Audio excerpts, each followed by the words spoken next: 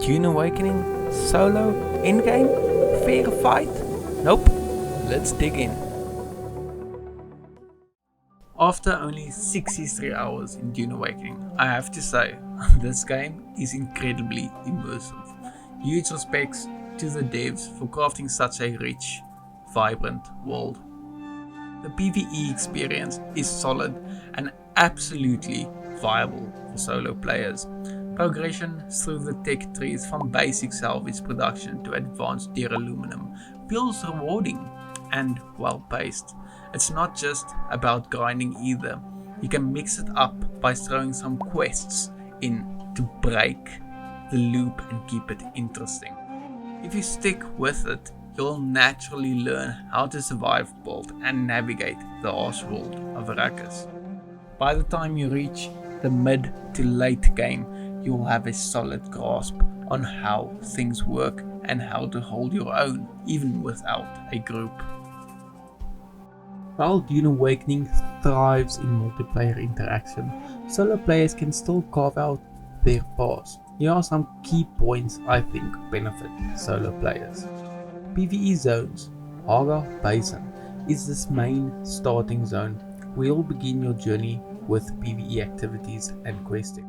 It's a great place to get familiar with the game's mechanics, gather early resources and level up safely. There are some light PvP zones within Hogarth Basin, like shipwreck sites that offer valuable rewards such as schematics and rare materials, but overall it's relatively safe area if you play smart. Class flexibility. You start by picking a single school like Trooper for ranged combat or Swordmaster for melee, but later on you can unlock more and mix teams together.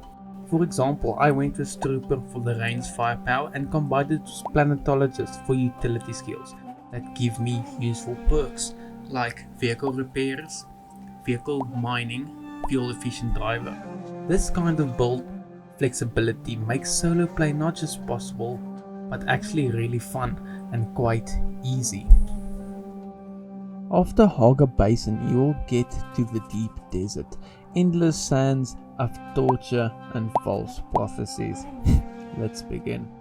After grinding your way through the tech tree from scrap metal to sleek aluminum, you'll eventually encounter one of the most coveted resources in Dune Awakening.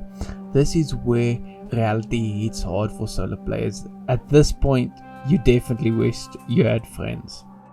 Plastonium is the endgame loot. It's the backbone of the best gear in the game. But to get your hands on it, you'll need a ton of spice, titanium and stravidium, all of which are found in the deep desert. Now don't panic just yet. Yes, it's tough, but the devs have tried to make it possible for solo players. Here's how. At the start of the deep desert, there's a small PvE zone. In this area, featuring abandoned testing facilities and lootable caves where you can find valuable components, and if you build your base here, it can't be raided, and building costs are cut in half compared to other regions.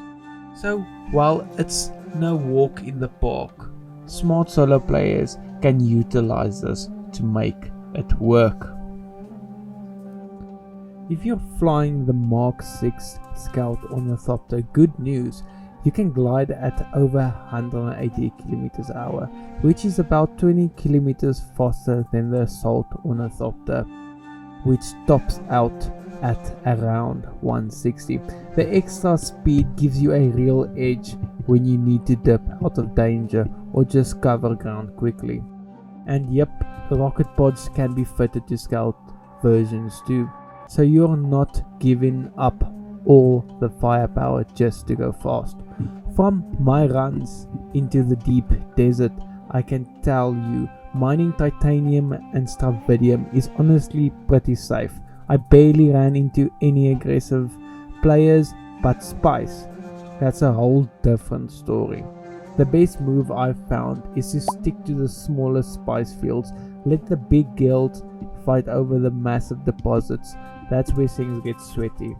Out there in the deep desert, it's not faction versus faction, it's pretty much a free-for-all. So, can you solo Dune? Technically yes. Is it easy? Absolutely not. Without a group, you're basically signing up for pain. PvP in the deep desert is not faction versus faction, and is more of a full-on chaos.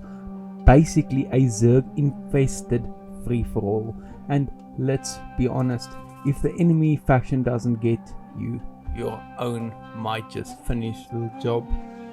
But hey, if you play smart, pick your battles, and maybe run like hell once in a while, yeah, I actually think soloing Dune, even late game, is doable. What do you think? Are you a lone wolf or are you riding with the pack? Drop your thoughts in the comment section below. See you guys later.